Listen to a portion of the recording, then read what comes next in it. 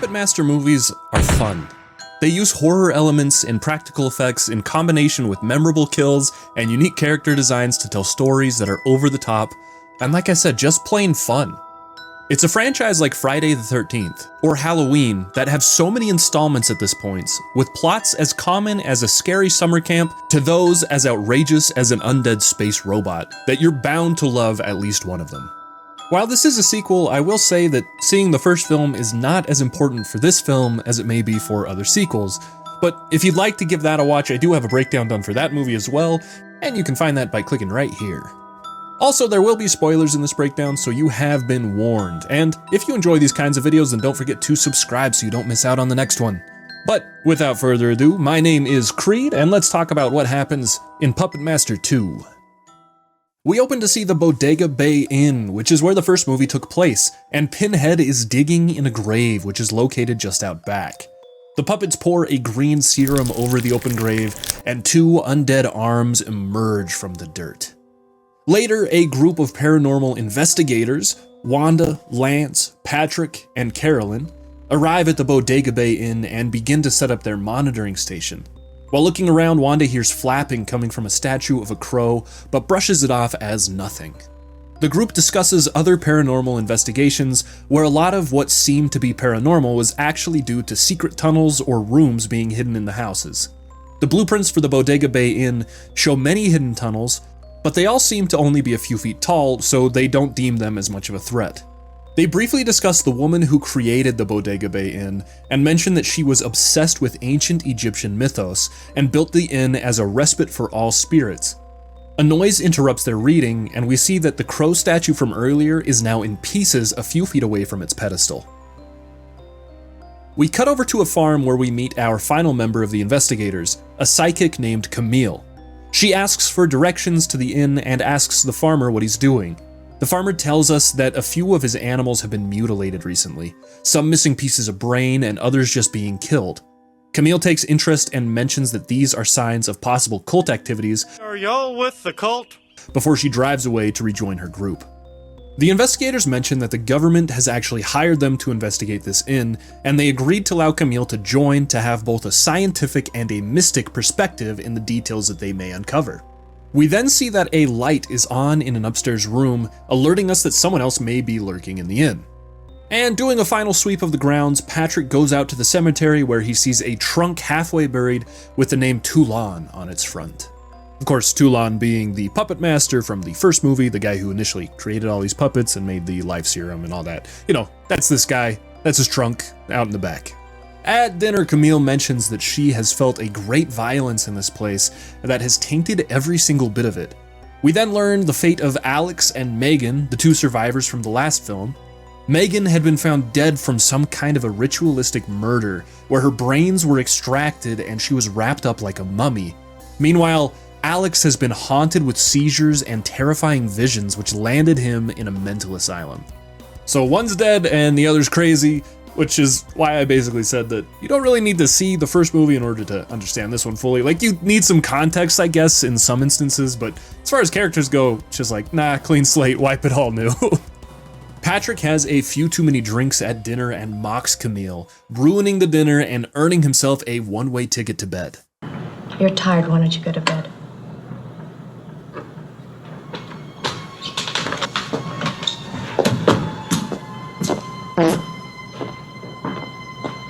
He can't handle alcohol.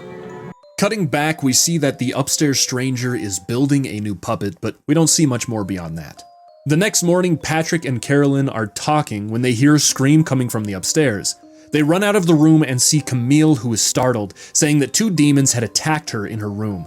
But when the others go to investigate, all they find are two regular-looking dolls. Despite the others not really believing her, Camille says that they are all in danger and that she will be leaving immediately. But when she goes up to pack her things, Camille is attacked by Jester and Pinhead and is dragged out of her room. Wanda and Lance are flirting while watching the surveillance cameras when they see Driller run into Patrick's room. Unsure of what the creature is, they run to make sure Patrick is okay. We then watch as Driller climbs onto a sleeping Patrick's bed, and before the man can even register what's going on, Driller lives up to his namesake and drills the man directly in his forehead. Lance and Wanda burst into the room and yeet the puppet off of Patrick, but they are too late to save him. They place his body into the freezer, and then we never talk or hear about him ever again. That's it. Patrick is gone. No more Patrick. The crew dissects Driller, trying to get an understanding of what he is. They discover he's something made of wood and gears, only brought to life by a strange fluid that they call his artificial life force. A man whose face is wrapped in rags then shows up, saying that his name is Eric.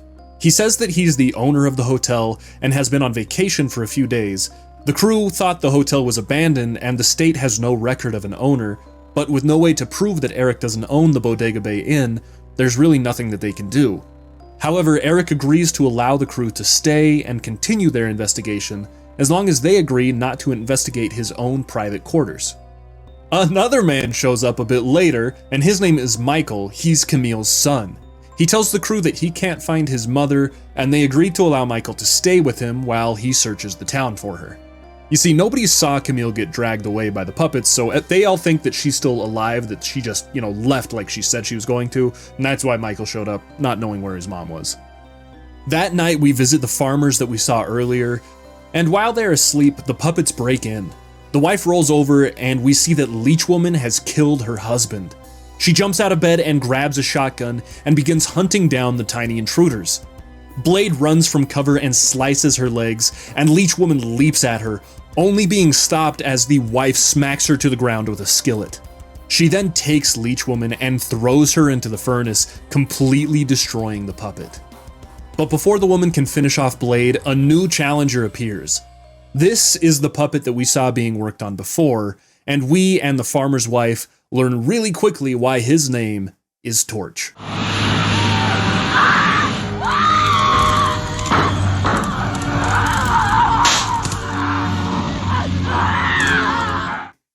In Eric's private room, we see him talking with the puppets. He's very friendly and familiar with them, and if the fact that he's not literally a mummy in a movie where everything is explained away due to ancient Egyptian magics, well, this scene solidifies for us that Eric is actually a reborn Andre Toulon. He tells the puppets that he only needs a few more ingredients until his new serum is done, and he can replenish all of the puppets' diminishing life forces. Toulon looks at a poster on his wall, and it puts him into a memory. He's performing his most famous show for an audience in Egypt. We see that his most prized puppet is still with him, although Blade now wears a hat to cover his spiky horns. During the show, the stage catches fire and Toulon loses almost everything. He's pulled back to behind the stage, where a merchant shows him a small, living doll. He and Toulon's wife, Elsa, convince the puppet master to use the ancient Egyptian practices in his own shows, giving us the origin of Andre Toulon, the puppet master. We learn now that Toulon really only wants to be reunited with his wife again, and thinks that fate may have provided him a way. Yeah, that's right. It's the same person. Carolyn and Elsa, they're the same person. Now we meet Billy as he goes out to whip his toy. This kid's pretty funny. He's pretending to be Indiana Jones as he punishes the doll, and then it suddenly flies into the bushes. And when Billy orders it to come out, instead we see Torch wander out of the brush. Billy tries to threaten Torch the same way that he threatened his doll, but it goes a little different for him this time. Just a bit.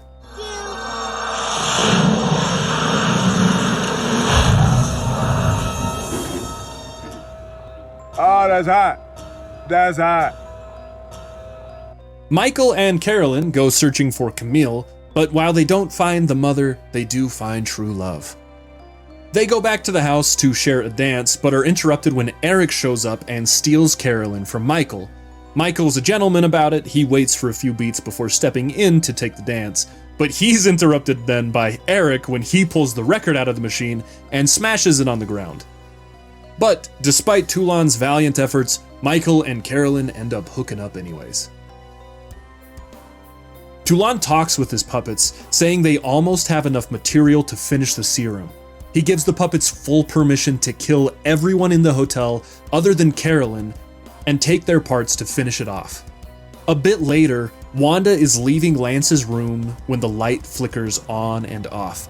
She hears Lance shout and gurgle, and when she runs back to the room, she sees that Blade is standing over a bloodied and dead Lance. Blade chases Wanda out of the room, slashing the entire time, and then 2 more chunks are added to the serum, and Lance and Wanda are no more. Carolyn sees Eric outside smoking and decides to go check his private quarters. In his room, she finds 2 human-sized puppets, and when she turns around, she sees that Toulon has returned. He explains to her that the puppets are for them. They will become their new perfect bodies, which will allow them to live indefinitely. Downstairs, we see Torch enter Michael's doorway. He throws fire at the man, but Michael is able to hide on the other side of his bed to avoid the flames. Michael then sneaks out of his room and finds Torch's only weakness. Yeah, a fire extinguisher, which he uses to incapacitate the puppet. It's pretty great. Toulon reveals to Carolyn that he believes she is his wife reborn, as well as telling her who he really is. Meanwhile, Michael is running room to room in search of Carolyn when Pinhead swings from a chandelier and knocks him to the ground. They wrestle for a moment, but Michael is able to throw the puppet off of him and continue his search. Toulon reveals that the puppets brought him back from the dead. He unwraps his face, showing us the grotesque zombie that has been wrapped beneath. He monologues, telling Carolyn and the puppets that he intended to bring the puppets all back to their full power, but his plans changed once he saw his wife return to him. Now, he wants to use all the serum he's made to transfer him and Carolyn into new puppet bodies. Cutting back again to Michael, Blade jumps onto him, forcing the man to bump into a wall. A panel opens and we see Camille's body has been stashed inside, and Michael's able to throw Blade down the dumbwaiter shaft as he runs to continue his search for Carolyn. He doesn't really have time to mourn the loss of his mother at this time. Toulon begins to chant as he initiates his body-swapping spell. He places a funnel in the puppet body and then cuts his own throat, allowing the blood to drain inside. Toulon's body falls to the ground, but his puppet form rises. The puppet man walks to Carolyn, raising his knife, but the door bursts open and Michael rushes inside. Toulon is then knocked to the ground by his own puppets, who are not too happy that he was going to choose to use the serum on himself before them. The puppets grab the goblet full of fluid and rush off. Michael runs and unties Carolyn, while the puppets begin to bash Toulon to pieces. For the final blow, Torch arrives and shoots a fireball directly at Toulon, burning him to a puppety crisp. We then see Jester take the goblet of fluid to Camille's body before we cut ahead to some time later. Michael and Carolyn are at Camille's grave, saying their final goodbyes. Michael mentions that his mother's throat had been cut after she died, but they brush it off as nothing and wander away together. We then see a van pull to the side of the road, and inside are the puppets and a full-sized puppet woman with Camille's soul inside. She says that they are going to visit a children's mental hospital because no one would believe the stories of children, giving us a clue as to what Puppet Master 3 is about. Oh, wait, Puppet Master 3 is a prequel? And then in 4, they completely forgot about this plot, so it's never resolved, and we never get to see a puppet movie in a children's mental hospital Dream Warrior style? Oh well, that's a wrap. That's the end of the movie. Puppet Master 2 feels like it took the first movie and just shook up the script a bit. The puppets get a lot more personality and quite a bit more time in the spotlight in this film, which really pulls us towards the direction of the sequels and the sequel prequels. The plot twists were pretty fun, but where this movie shines is in its expansion of the Puppet Master world. Like, the first movie really sets the stage. It plants this idea that the puppets have their own wills, their own wants, they're not just tools or minions to be used by some puppet master themselves. And while they do end up taking out Neil Gallagher in the first movie, they turn against their original creator in this one. You know, Frankenstein versus Frankenstein's monster sort of deal. The puppets turn against their original puppet master to really show us that they are becoming their own characters and their own thing moving forward with this series. I really enjoyed this movie. I'd say that the first one is a little bit better, but Puppet Master 2 is a solid sequel that definitely does justice to the original. I hope you guys all enjoyed it as well, and if you did, don't forget to leave a like as well as subscribe, and if you'd like to see more, then hit that notification bell so you don't miss the next upload. But yeah, thank you guys all so much for watching. We'll see you on the next one.